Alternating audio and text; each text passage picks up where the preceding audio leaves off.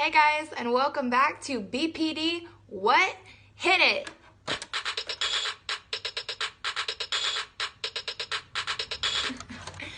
Alright, so I have a lot to discuss today, so forgive me because I wrote everything down and I'm going to be reading a little bit off of it because I don't want to forget anything.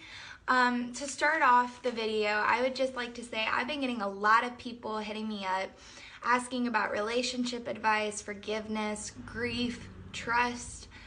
That's all great, and I want you guys to hit me up for questions like that. That's what this page is for. I'm going to help you guys out as much as possible. The reason I'm bringing this up is because I just want to say I'm not going to make videos about how to maintain relationships, how to trust again, how to forgive the people that have hurt you in your past, how to deal with grief. I'm not going to be doing that for a few more months just because those are like the most advanced topics surrounding BPD and mental health. They're very, very complex and they require a lot of work and skills to use and to learn. So to really understand all that, you got to understand the basics of BPD, and that's why I'm going to start this page out very slow, doing things surrounding the basics of it, like symptoms, skills to use, my story, stuff like that. And when we finally get the basics done, that's when I'll move into the advanced topics. But hit me up right now if you have those questions and stuff. Don't wait a month to hear what the video has to say, because I can try and help as much as possible. Alright, so just jumping into the next topic. Today we're covering BPD symptoms, all the BPD symptoms, what BPD symptoms I have, how do I act out with my own personal symptoms, and then my personal story of what it's like living with BPD. So to start off, what are all the BPD symptoms that a person could possibly have? It's a lot. So let's start off.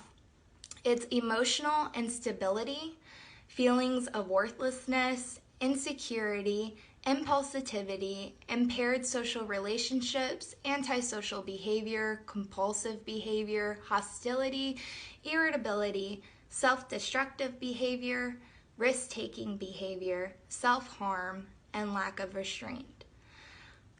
That is so many symptoms for one disorder.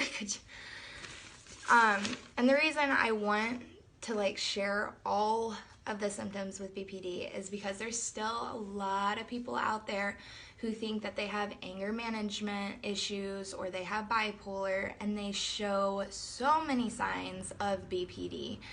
That's why I wanted to share that list with you. So if you see that you have more than 5 of those, I would go probably get an assessment done. Now, jumping into the symptoms that I have, which is also a lot. To start off, the first one I have is emotional instability. And that is just my feelings with BPD. Emotional instability is where it's the emotional irregulation going on. So I'm all over the place consistently with my emotions. I experience a lot of pain from my past, anger. Some days I have worthlessness feelings. Some days I'm very confident in myself. Some days I'm super, super happy. And some days I feel like, very, very low. And so how I would act out with my emotional instability is it's really random. Sometimes I can have days that I'm really, really happy, and then I'll get really, really sad out of nowhere. Some days I'm angry all day.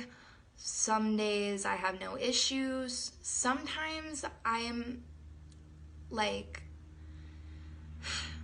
getting better at feeling my emotions and validating my emotions when they come up, but there's still some times that I'm not perfect at it, and I will have an episode. And my episodes is just where all those built up emotions that I've been keeping in, instead of feeling them and expressing them in a healthy way, They kind of just come out all at once, and that's why I call it an episode. I've heard doctors describe people with BPD, their emotional instability is kind of like a 2-year-old throwing a tantrum. That is highly offensive, first off. Please don't ever tell somebody that they have BPD that they're acting like a 2-year-old child. That's not at all what it is. It's just you have to learn how to deal with those emotions in a more healthy way. If you've never been taught the coping mechanisms for BPD, how are you expected to just do what everybody else is doing? Like, especially when they don't deal with the emotions or deal with what you're going through. So that's how I act out with emotional instability. So the next one would be impulsivity. And now granted, like I said, I've been through the process, and most of these I am way better at, but I'm fully giving you how I've acted in the past because my BPD was this bad. So things that I've listed, most of them that are really up there, I don't really do anymore. But so impulsivity, whenever I had an episode, I would act out impulsively by like punching things, yelling things, things that hurt people really bad, which caused a lot of like relationship bridges to burn in the past with me, whether it be family, friends, people that I was with, and self-harm. The next one is impaired social relationships. So somebody who has BPD has a very, very hard time maintaining any relationship with anybody, whether it be family, friends, a partner, because we have such a difficult time keeping a good, healthy relationship with ourselves. If we don't know how to have a healthy, loving relationship with ourselves, how do we expect to love somebody and care for somebody in that way? So impaired social relationships is, for me, when I'm around people in a room, it's very, very difficult for me to be social. And the reason because is I read a lot of situations wrong. And it's a part of my BPD, it's a part of the way I was brought up and stuff like that. But for example, I'm hanging out with a bunch of people, right? And we're talking, we're getting along.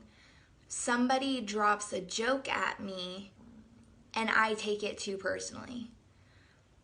Typically back then, I would just cut people off. I would have walked away from the circle or unfriended you from Facebook. It's really easy to offend somebody with BPD when you're not even meaning to do it. And it's not that person's fault. It's nobody else's fault but myself. And I realize that now. And I'm getting better at reading different situations. But it takes learning the skills to do it. And it's hard because when you have BPD, you have two realities that are going on.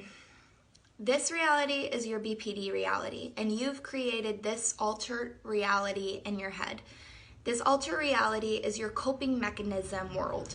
This helps you cope when you're outside in the real world with any situation that might cause damage to you. It's like your China wall going up when you go out into the world and you're just protected behind it.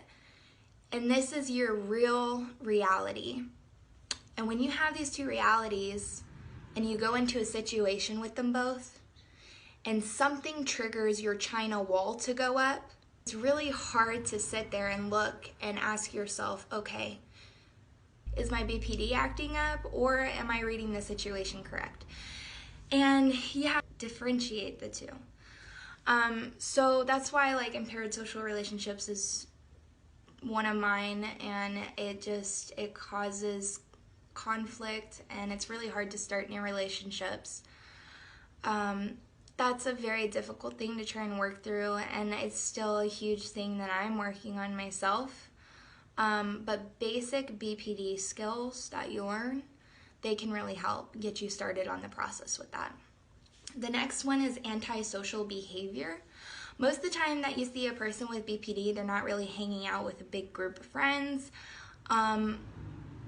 majority of the time, somebody with severe BPD, if they're not working on recovering skills, they'll be kind of like a lone wolf.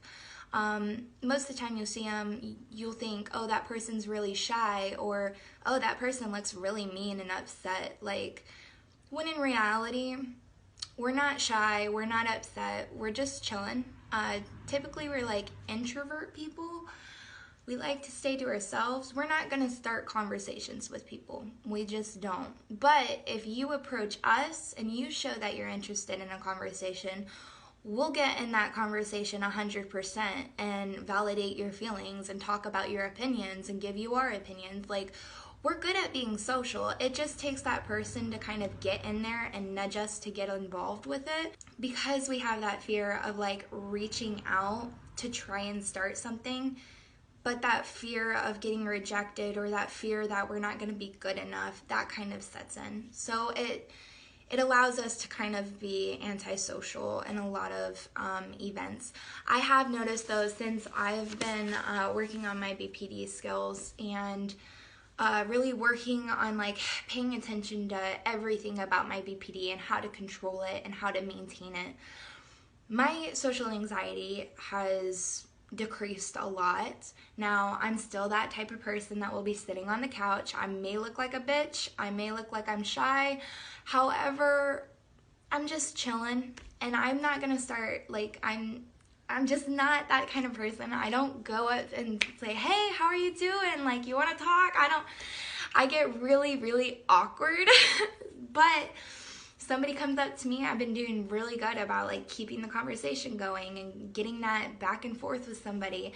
It just takes work and dedication. So the next one's compulsive behavior. Compulsive behavior, I act out a lot with like my episodes. Those pretty much come out of nowhere. It was alcohol and drugs. It was self-harm, and it was also running away. I ran away a lot when I was younger, and it wasn't because I was looking for attention or I wanted somebody to come rescue me. Honestly, it was just an attempt to get out of the situation I was in. I felt like that was the only way, so I tried to run away to actually get kidnapped by somebody to get out of that situation. And I know that's a very deep topic to talk about because it's dark and a lot of people don't want to listen to that. But honestly, a lot of parents nowadays, the reason the kids are struggling so much is because the parents don't want to pay attention to those dark moments, those deep, impactful moments. But that is something that can really help that kid in that moment. For example, like my mom, bless her heart, like she thought I was a rebel child. She thought I was running away because I had issues and I was just being a reckless kid. When in fact I was that depressed that I would have rather just got kidnapped and taken away. I didn't care what would happen to me. Like, I was just that done with life at that point. The next one after that is self-destructive behavior. This is a very, very big symptom for BPD. If you have BPD, if you love somebody with BPD, you have to, please, please, please, please pay attention to this symptom, because this symptom is what can make or break a person with BPD. This is what really is the main thing about BPD, self-destructive behavior. And what it is it's a cycle. It's your BPD cycle. So how my self-destructive behavior acts up is when a new point in my life happens that has never happened before, I've never been to it before, something that could cause my potential fears to arise, right? So I've been known for self-destructive behavior when that point happens in my life to start a cycle. And that cycle is not realizing what the issue is, right? Because there's always an underlying issue. So my brain is so good with coping with feelings and hiding feelings that like I don't want to feel or I don't want to confront. It's so good at hiding those from me to the point that I don't know what's going on, but I start lashing out at other people. And by lashing out, I don't mean like screaming at them and stuff, like getting in their face, really upset, but lashing out as noticing their flaws. Hey, you should probably fix that about yourself, and maybe I didn't always say it like that, but that's how it kind of goes, you know? You just notice everybody else's problems and you want to fix everybody else's problems and you let them know that they got problems, like, instead of pointing the finger at myself and dealing with my own shit. I was using other people to cover up my problems. And that took a lot for me to realize, but that's how my process was. I'd cover people up with my own problems, and then while I was covering my own issues up with everybody else, I was also relying very hard on drugs. When I was younger, I was on LSD, marijuana, and then now in my defense, I didn't know it was crystal meth, okay, but I thought it was Molly. They told me it was Molly. My friend took a tester to it. Turns out it was crystal meth. I stopped after, but yeah, I was on crystal meth for 3 months. Not a very proud moment in my life, but that's just how I was coping, guys. I didn't have the skills. I didn't know what to do. Those drugs, that alcohol made me feel like $1,000,000, and it was helping me cope with my life. So after I cover people up, after I do the drugs, the alcohol, then I lead into isolation. I've locked myself in my room before for like 2 or 3 weeks where I was just like laying in the dark and stuff. I'd only go out to like use the restroom and shower, which the lack of self-care and the isolation leads to starving myself. I had an eating disorder when I was 15, and recently it kind of came back, so I'm currently trying to fight that as well, but thank God I'm at like a way better place to do it now, because I can actually handle my eating disorder now and work on it to gain the weight and everything. But when I was 15 and I didn't know what was going on with my body and what was going on in my mind, I would starve myself, and not purposely. It's not like, oh my God, I'm so ugly, I need to lose weight. Like, I wasn't like that. It was just, I was so depressed and done with life that my appetite for food just completely went away. My body was like purposely starving itself to kill itself. That was a really difficult time for me. I went from 135 down to like 112 in a few months. That's how bad I was. You could see all my ribs. I just was not in a good place.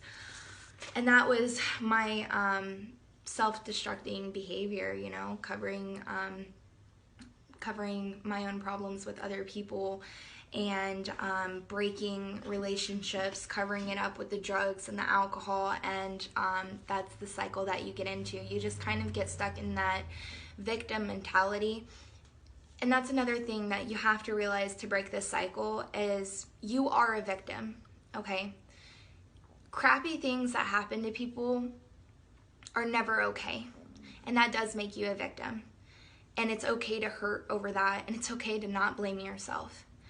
But to break the cycle, to get your life back together, to get this BPD under control, you have got to sit there and tell yourself, I am no longer the victim. I'm done letting things happen to me. I'm going to become the survivor, the fighter, the warrior, okay? That's what you got to sit there and tell yourself. Like, it's about breaking that mentality of everything happens to me. You know what? Everything did happen to me. Everything did happen to me. Trauma after trauma, abuse after abuse, no time to heal. Like, I didn't have a childhood. It was shitty, very crappy. But I would have continued living that life if I didn't break the cycle of everything's happening to me. I hate this life. I want to die. I'm worthless. No, screw that. I'm not worthless. I'm done letting things happen to me. I'm a survivor, I'm a fighter, and I got this. Changing that mentality has a lot to do with it. The next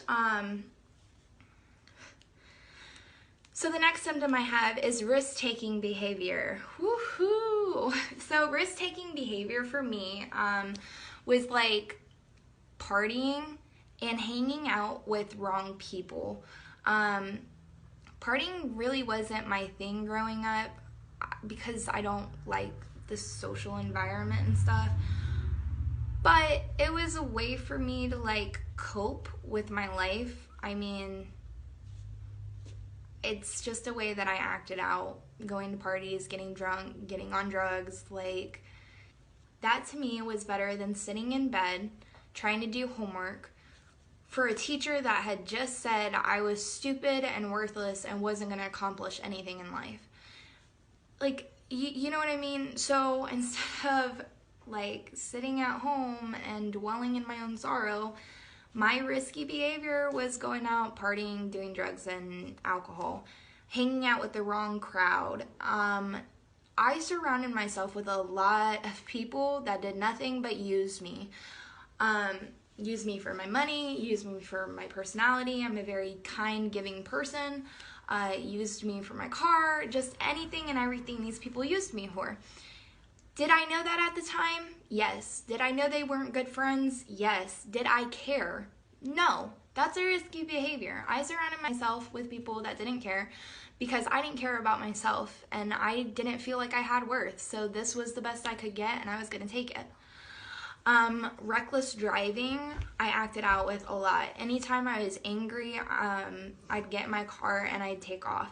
That's a risky behavior. I've almost killed myself in my car from driving angry multiple freaking times. I can't even count. Like, it's one of those reckless behaviors that you act out with. And another one was fighting. Now, granted, I started fighting in middle school. When I started fighting, I was taught you never start the fight, you only finish it. But one of those risky behaviors is, even though I don't start fights, I look for them. You know what I mean? So, I was constantly standing up for anybody and everybody that was getting bullied because I was looking to fight somebody. That's how angry I was. So you just called her a hoe? Bet we're throwing fists. Oh, you gave me a dirty look? Okay, you got an issue? Like, I was an instigator.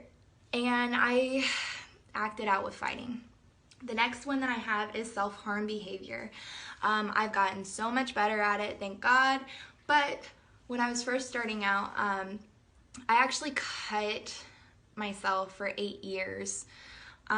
Cutting was a very, very big coping mechanism for me. Drugs, alcohol, biting myself.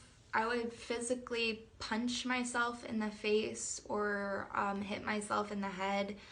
I've attempted suicide before, and I've attempted to get kidnapped before to get out of that situation I was in. People who are hurting act out in a lot of different ways. That's how I acted out in self-harm.